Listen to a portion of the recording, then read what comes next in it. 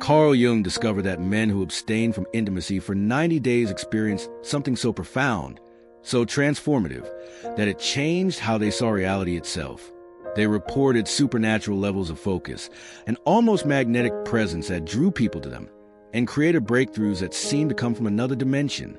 But here's what Jung found most disturbing. Most men will never experience this because they're too terrified of what they might discover about themselves when they stop running from their own mind. Every ancient civilization knew something we've forgotten.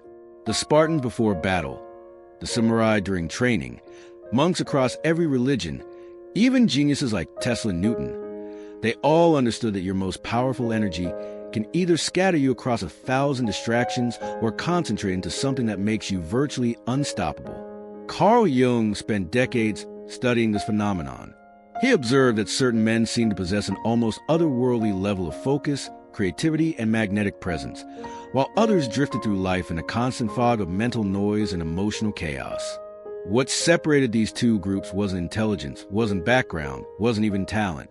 Jung discovered that the difference came down to one fundamental principle about how we direct our most primal energy.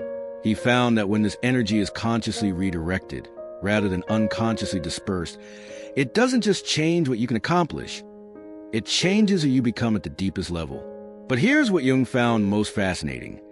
This transformation follows a predictable pattern, with specific stages and a timeline that he documented across hundreds of cases. The knowledge exists. The roadmap is clear. Yet most men will never access this power because they're not willing to pay the price that every warrior, every genius, every spiritual master throughout history has paid. In this video, you're going to get Jung's exact blueprint for redirecting this energy. I'm going to take you through the 3 brutal phases every man faces and why most quit before they experience the real transformation. You'll discover what separates the men who unlock extraordinary focus and presence from those who remain trapped in cycles of distraction and mediocrity. By the end, you'll have the roadmap, but whether you use it or not, that's entirely up to you. Phase 1. The disorienting shift and the collapse of the persona. There's a shift that no one warns men about. It doesn't come with a dramatic announcement or some grand inner awakening. It comes with silence. When the pursuit of sex suddenly stops, whether through intention, rejection, or exhaustion, it doesn't create peace. It creates a vacuum. That vacuum feels disorienting. A man might expect clarity or calm, but what arrives is a strange kind of weightlessness.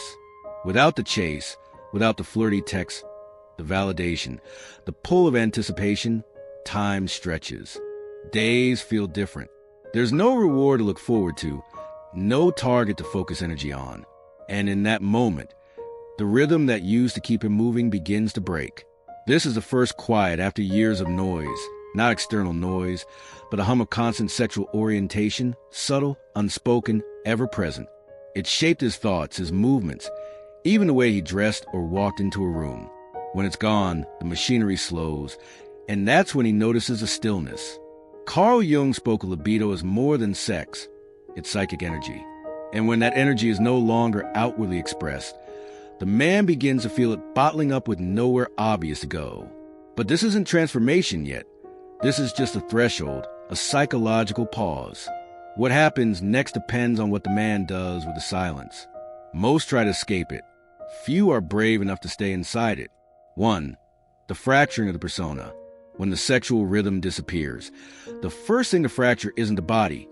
It's the persona, the social self, the projected mask a man has worn so long he's forgotten it was ever a performance. For years, maybe decades, that mask was shaped by the pursuit of being attractive, of being desirable, of being chosen. Without that dynamic, the ego begins to unravel. This collapse doesn't look dramatic on the surface. There's no thunderclap, no visible breakdown. It's quieter than that.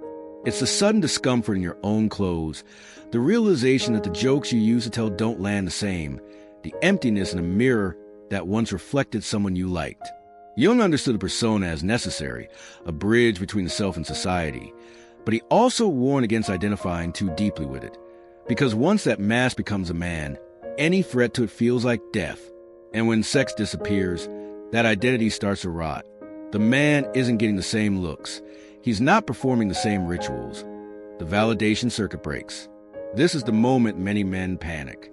They start grasping for old habits, old flings, quick fixes, anything to keep the mask alive. But for the conscious man, this collapse isn't failure. It's exposure. It shows him how much of his identity was dependent on being wanted. And in that raw space, he faces a deeper question. Who am I when I'm no longer being chosen? 2. The symptoms. Withdrawal and the return of the shadow.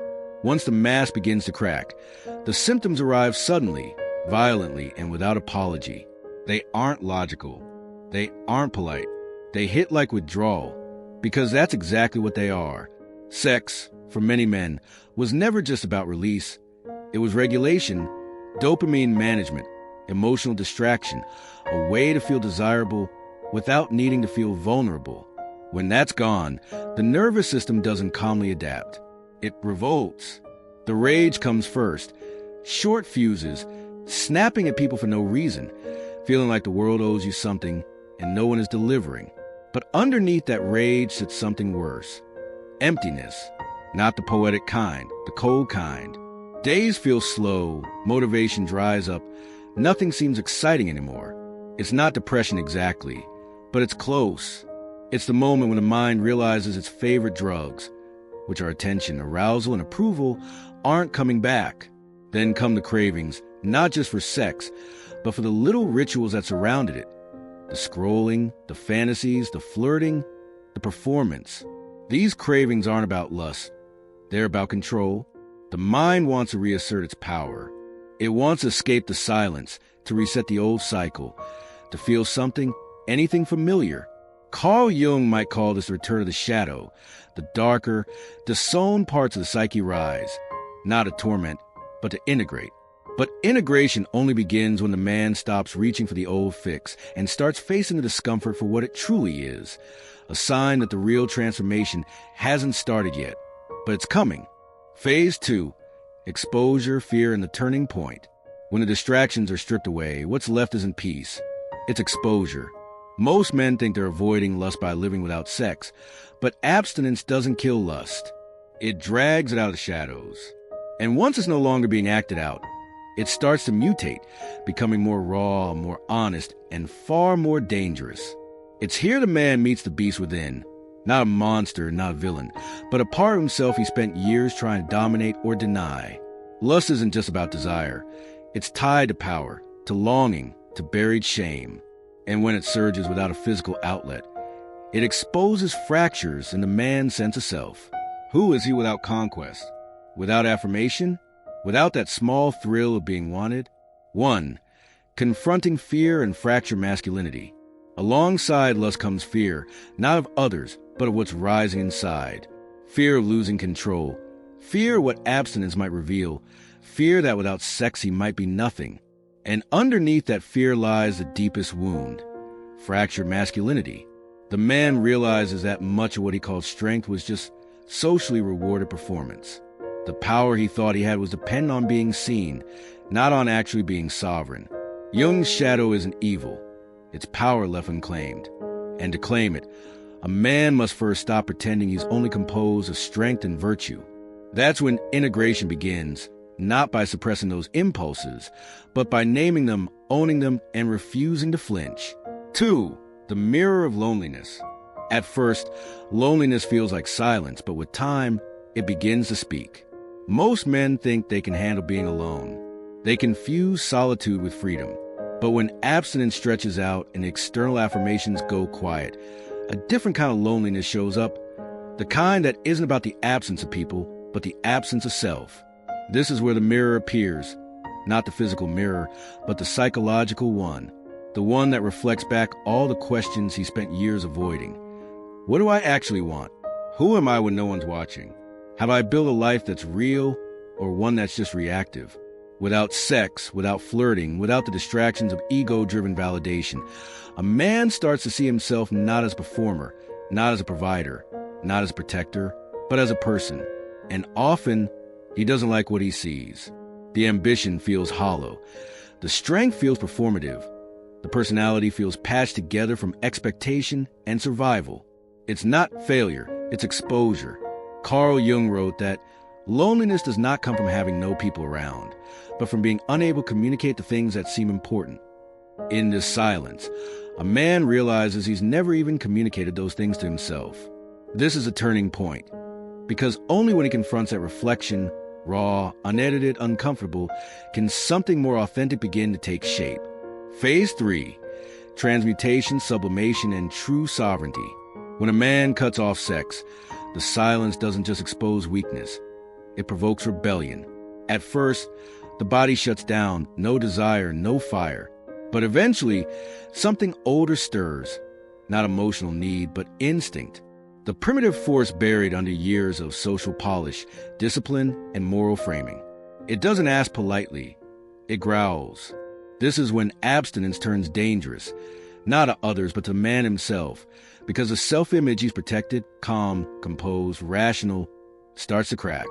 The hunger returns, but not just for sex, for risk, for danger, for the thrill of being alive. This isn't regression, it's confrontation. The civilized man meets the buried animal, and he realizes for years he wasn't transcending his instincts. He was sedating them. Jung warned that anything repressed doesn't vanish. The unconscious will surface as fate. Repressed desire doesn't vanish. It mutates. It leaks through moods, sabotages relationships, hijacks thoughts.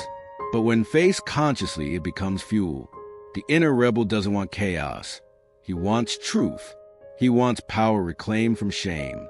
And abstinence, if endured, becomes a trial by which the man learns to own this force without being owned by it. Not every man survives this phase.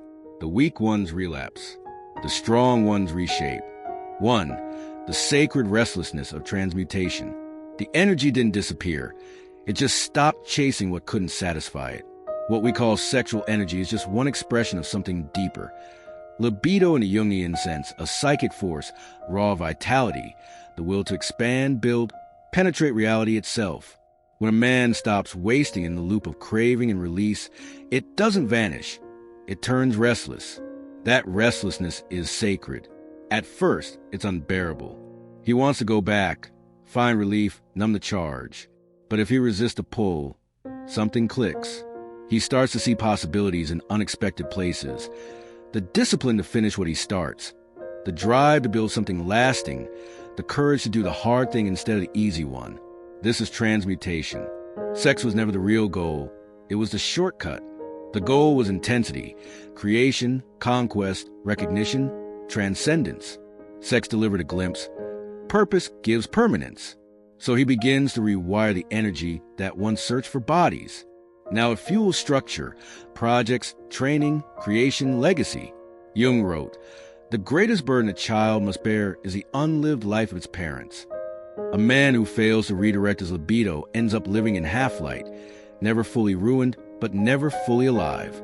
But the one who learns to turn that fire inward becomes dangerous in the best way possible. He's no longer just abstaining. He's building something that no orgasm could ever give him. Immortality through impact. 2. Sublimation, power over self. When a man stops spending his energy chasing women, something radical happens. He starts building. Sublimation in Jungian terms isn't repression, it's refinement. It's the process of channeling base drives, sex, rage, hunger, into elevated forms. Art, power over self, leadership, discipline, vision. The same fire that once consumed him now becomes fuel, but only if he has the spine to hold it. Most men never make it that far. They loop crave, chase release. Pleasure becomes their ceiling. But the few who resist that pull, who stare down the temptation and don't flinch, gain access to a different kind of power. Not power over others, but power over self. That's the foundation of every empire. Not just empires of land or capital, but of character, of clarity, of command. History doesn't remember men for how much they consumed. It remembers them for what they constructed. And the blueprint always starts the same way. Abstinence from the trivial, obsession with the essential. Think of it like weaponizing chaos. The urge that once led him to distraction is now the current behind his strategy. The tension doesn't vanish. It sharpens. It carves direction into every hour. It makes his decisions cleaner, his instincts faster, his presence heavier. This is why focused men become dangerous, because a man who learns to sublimate no longer chases pleasure. He commands reality. And when that happens, everything bends toward him, not the other way around. 3. Discipline as sovereignty. There's a moment when the storm passes. After the cravings, after the rage, after the shadow work, what remains is order, but not the kind that's imposed from outside. This one is earned, fought for, reclaimed. Discipline in this phase isn't just habit or routine, it's sovereignty. It means the man no longer negotiates with his lower nature. He doesn't need to argue with lust or beg for focus. He simply acts because his energy is now tethered to something higher. Before abstinence, control felt like a burden, a cage. But after enduring the fire, discipline becomes freedom, not because temptation vanished, but because it no longer holds power. The man sees it for what it is, noise, and noise no longer dictates his rhythm. This is when he stops twitching at impulse. The fire is still there, but now it burns on his terms. He is no longer reactive, no longer volatile, no longer at the mercy of urges. He has structure, he has order, he has control, direction, and every act of discipline reinforces that identity. Jung said, "In all chaos there is a cosmos, in all disorder secret order." That's what abstinence uncovers. Not just restraint, but the man capable of living without constant stimulation. When he controls himself, he controls his time, his choices, his future. And that control doesn't just change him. It terrifies everything that once controlled him. For abstinence as mastery. Desire never dies. That's a lie most men cling to when they try to kill it. But sovereignty over urges isn't about starvation. It's about separation. The man who becomes sovereign doesn't stop wanting. He simply refuses to be ruled by what he wants. This is a different kind of power, one that doesn't come from denial, but from clarity. He can look at beauty and not blink. He can feel lust without obeying it, because now he knows the difference between choice and compulsion. Dependence is what happens when desire becomes God. When a man begins to believe that without her, without the thrill, the touch, the high, he's empty. But abstinence reveals a deeper truth. He's not empty, he's distracted. Beneath the noise of craving, there's a will waiting to be tested, and now it's in control. The sovereign man doesn't shame his sexual appetite. He studies it. He knows what triggers it, what distorts it, and when to let it speak. But he does not bow to it. That's the real shift. It's not abstinence as martyrdom. It's abstinence as mastery. A silent contract with the self that says, I want, but I wait. I feel, but I choose. Carl Jung called it individuation.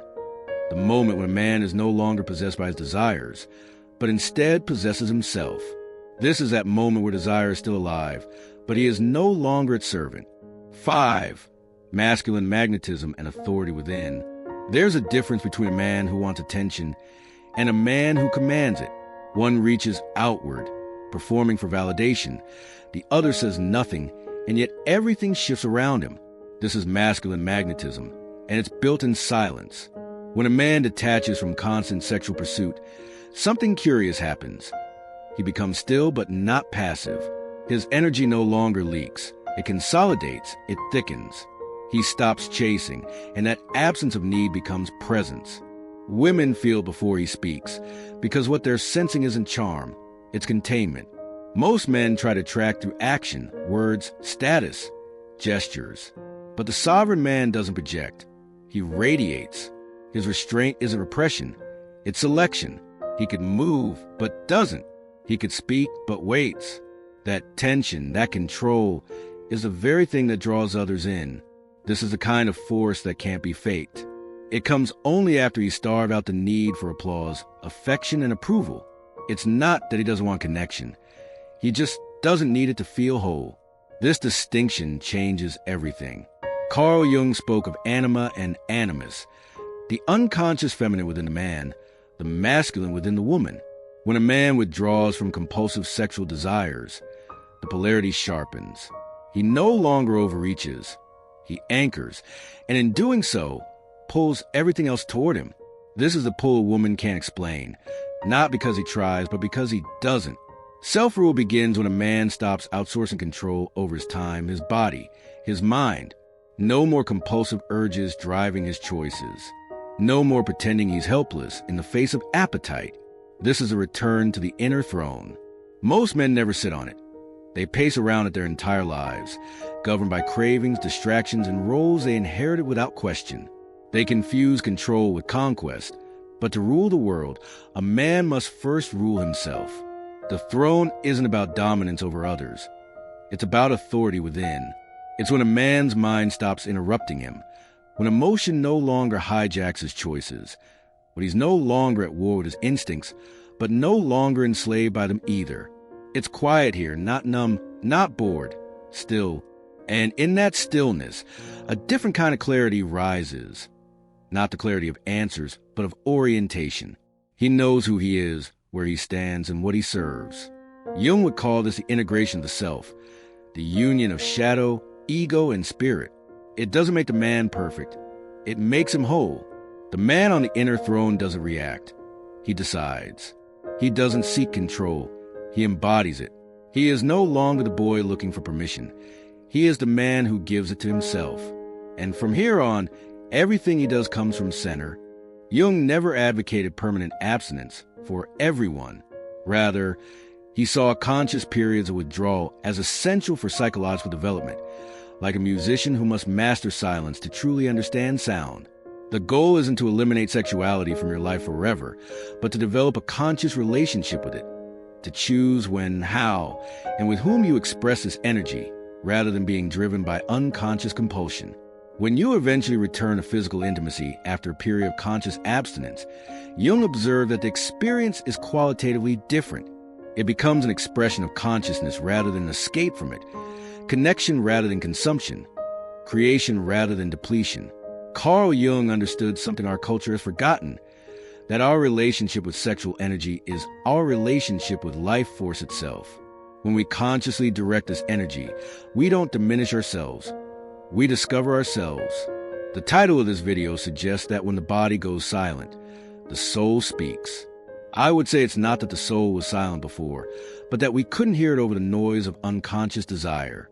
Abstinence, practiced consciously and temporarily, creates the inner stillness necessary to hear your deeper voice, the voice that knows your true purpose, your authentic desires, your real power.